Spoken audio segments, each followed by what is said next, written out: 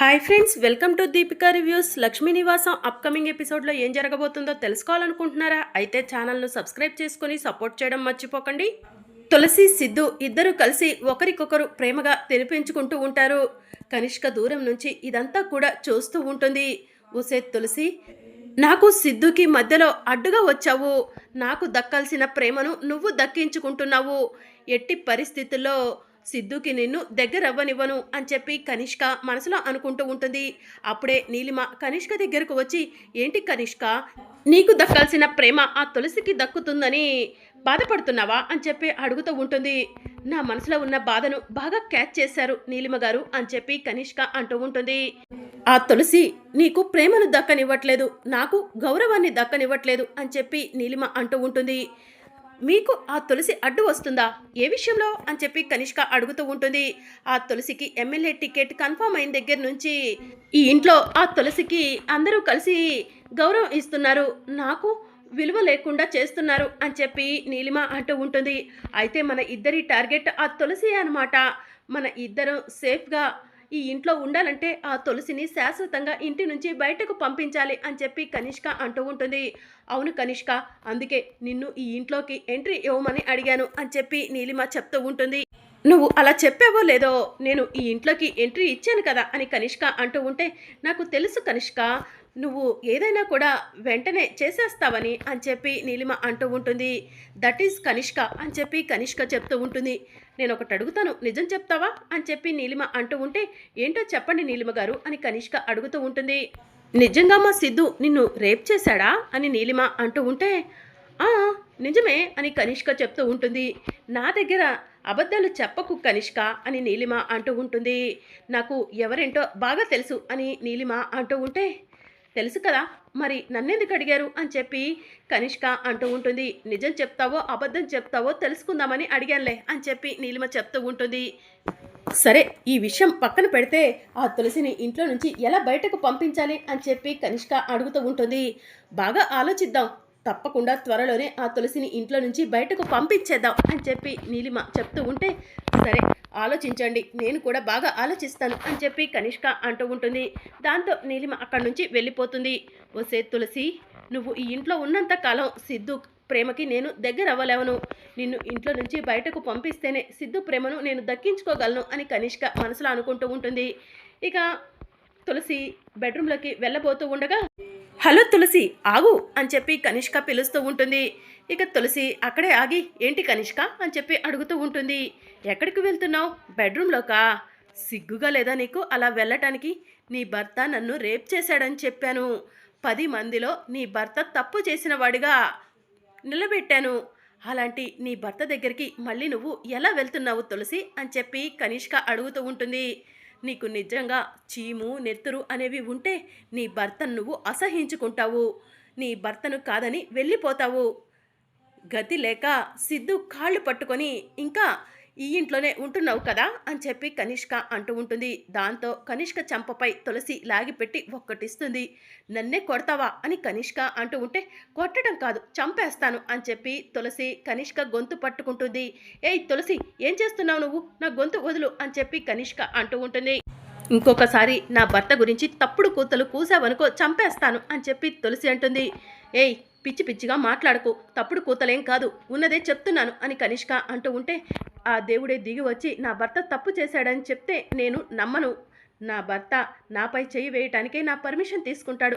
అలాంటిది పరాయి దానివి నీపైన చెయ్యి వేశాడని నువ్వు సిగ్గు లేకుండా చెప్తే నేనెలా నమ్ముతాను అని చెప్పి తులసి అంటూ ఉంటుంది. ఏమో, నువ్వు ఇవ్వని సంతోషాన్ని నేను ఇస్తానని నా దగ్గరికి వచ్చాడేమో అని కనిష్క అంటూ ఉంటుంది. పిచ్చి పిచ్చిగా మాట్లాడొద్దని చెప్పానా? అసలు నువ్వు ఆడదానివేనా? అలా మాట్లాడటానికి నీకు సిగ్గుగా అనిపించట్లేదా అని చెప్పి కనిష్క అంటూ ఉంటే, అసలు సిగ్గనేది ఆ కనిష్కకు ఉంటే తన జీవితాన్ని బజార్న ఎందుకు పడేసుకుంటుందమ్మా అని విశాలాక్షి అంటూ ఉంటుంది. ఆంటీ, మీరు కూడా ఏంటి ఆ తులసికే సపోర్ట్ చేస్తున్నారు? నేను నా జీవితాన్ని కావాలనేమి రోడ్డు మీద పడేయలేదు. మీ అబ్బాయి తప్పు చేశాడు కాబట్టే అంటున్నాను అని చెప్పి కనిష్క అంటూ ఉంటుంది. తులసి చెప్పిందే నేను కూడా చెప్తున్నాను కనిష్క. నా సిద్ధు తప్పు చేశాడని ఆ దేవుడు దిగి వచ్చి చెప్పినా కూడా నేను నమ్మను. నా సిద్ధు ఏంటో నాకు తెలుసు. చిన్నప్పటి నుంచి వాడిని పెంచింది నేను. వాడు ఆడవాళ్ళకు ఎంత రెస్పెక్ట్ ఇస్తాడో నాకు తెలుసు అని చెప్పి విశాలాక్షి చెప్తూ ఉంటుంది. అర్థమైందా? మా అందరి దృష్టిలో ఆయనకు ఎలాంటి విలువ ఉందో? పిచ్చి పిచ్చి ఆలోచనలతో పిచ్చి పిచ్చి వేషాలు వేస్తూ ఈ ఇంట్లో ఉండిపోదామని వచ్చావేమో. నీ ఆటలు సాగవు కనిష్క. నా భర్త ఏ తప్పు చేయలేదని త్వరలోనే ప్రూవ్ చేస్తాను. ఆ రోజు నువ్వు ఇంట్లో నుంచి బయటకు వెళ్ళటానికి సిద్ధంగా ఉండు అని చెప్పి తులసి కనిష్కకు వార్నింగ్ ఇచ్చి అక్కడి నుంచి వెళ్ళిపోతుంది. ఓసే తులసి, నీకు ఎంత పొగరే, నీ పొగరుని నేను దించుతాను అని చెప్పి కనిష్క మనసులో అనుకుంటూ ఉంటుంది.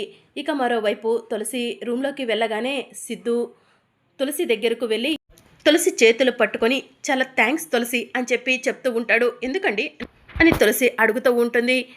ఆ కనిష్కకు నా గురించి చాలా గొప్పగా చెప్పావు కదా అందుకు అని చెప్పి సిద్ధు అంటూ ఉంటాడు.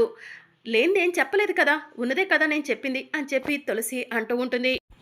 నీలాంటి భార్య దొరకటం నా అదృష్టం తులసి అని సిద్ధు అంటూ ఉంటే, మీలాంటి భర్త దొరకటం నా అదృష్టం అండి. నేను ఏ జన్మలో చేసుకున్న పుణ్యమో మీరు నాకు భర్తగా వచ్చారు అని చెప్పి తులసి అంటూ ఉంటుంది.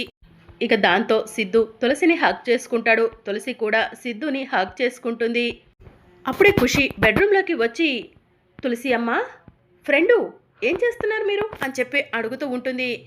ఏం లేదు ఖుషి, రా పడుకుందాం అని చెప్పి సిద్ధు అంటూ ఉంటాడు. ఫ్రెండు, ఈ రోజు నుంచి మా తులసి అమ్మ కూడా బెడ్ మీదే పడుకుంటుంది అని ఖుషి చెప్తూ ఉంటే, తనకు ఇష్టమైతే పడుకోమని చెప్పు ఖుషి, నేనేమీ వద్దనట్లేదు అని సిద్ధు అంటూ ఉంటాడు. తులసి అమ్మ, ఈ రోజు నుంచి నువ్వు కూడా బెడ్ మీదే పడుకుంటావు కదా అని ఖుషి అంటూ ఉంటే, సరే ఖుషి, బెడ్ మీదే పడుకుంటాను అని చెప్పి తులసి అంటుంది.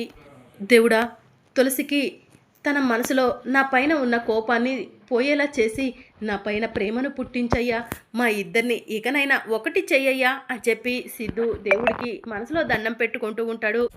ఇక తులసి బెడ్ మీద పడుకుంటుంది. ఖుషి కూడా తులసి పక్కనే పడుకుంటుంది. సిద్ధు కూడా ఖుషి పక్కన పడుకుంటాడు.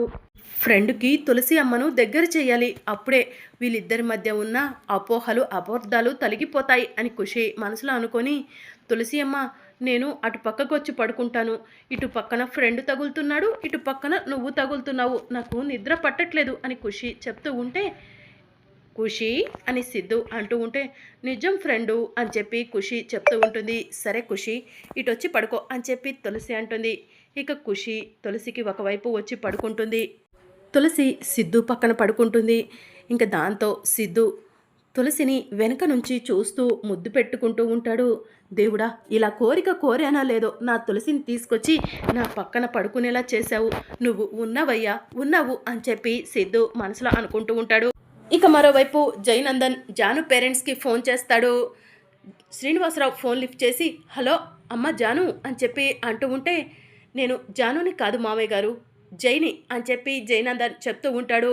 బాబు, అమ్మాయి ఇంకా నిద్ర లేవలేదా?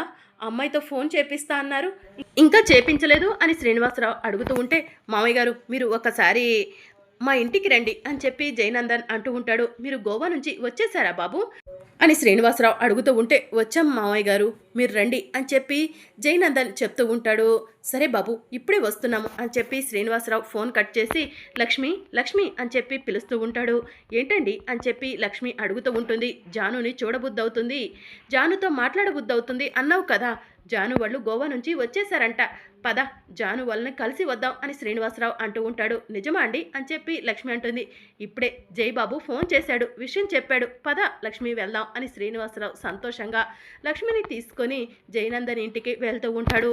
ఏమండి, తులసికి ఎమ్మెల్యే టికెట్ వచ్చిందని జానుకి తెలిస్తే జాను చాలా సంతోషపడుతుంది కదా అని చెప్పి లక్ష్మి అంటూ ఉంటే, అవును లక్ష్మి అని చెప్పి శ్రీనివాసరావు అంటూ ఉంటాడు. ఇంకా మరోవైపు జయనందన్ ఆలోచిస్తూ ఉంటే, సార్ మీరేం చేస్తున్నారు మీకు అర్థమవుతుందా? మేడం వాళ్ళ పేరెంట్స్ ఇక్కడికి వస్తే మేడం లేరని వాళ్ళ పేరెంట్స్కి తెలిసిపోతుంది కదా సార్ అని చెప్పి వైకుంఠం అంటూ ఉంటాడు. వాళ్ళకు నిజం తెలియాలనే ఇక్కడికి పిలిపిస్తున్నాను వైకుంఠం అని జయనందన్ చెప్తూ ఉంటాడు. మీరేం మాట్లాడుతున్నారో మీకు అర్థమవుతుందా సార్? జాను మేడం లేరని తెలిస్తే వాళ్ళ పేరెంట్స్ ప్రమాదంలో పడతారు అని చెప్పి వైకుంఠం అంటూ ఉంటే, వాళ్ళు ప్రమాదంలో పడాలి, నా ప్లాన్ అదే అని చెప్పి జయనందన్ అంటూ ఉంటాడు. సైకోలను చూశాను కానీ ఇలాంటి సైకోయిజం ఉన్న మనుషుల్ని మొదటిసారిగా చూస్తున్నాను అని చెప్పి వైకుంఠం మనసులో అనుకుంటూ ఉంటాడు. ఇక అప్పుడే జయనందన్ వాళ్ళ ఇంటి ముందు ఆటో వచ్చి ఆగుతుంది. సార్ సార్ మేడం వాళ్ళ పేరెంట్స్ వచ్చారు, ఇప్పుడు మీరు అడ్డంగా దొరికిపోతారు అని వైకుంఠం అంటూ ఉంటే, కూల్ వైకుంఠం, వాళ్ళకు ఏం చెప్పాలో ఎలా చెప్పాలో నాకు అన్నీ తెలుసు అని చెప్పి జయనందన్ వైకుంఠంతో చెప్తూ ఉంటాడు. మరి అప్కమింగ్ ఎపిసోడ్లో ఏం జరగనుందో తెలుసుకోవాలనుకుంటున్నారా? అయితే ఛానల్ను సబ్స్క్రైబ్ చేసుకుని సపోర్ట్ చేయడం మర్చిపోకండి. Thank you for watching.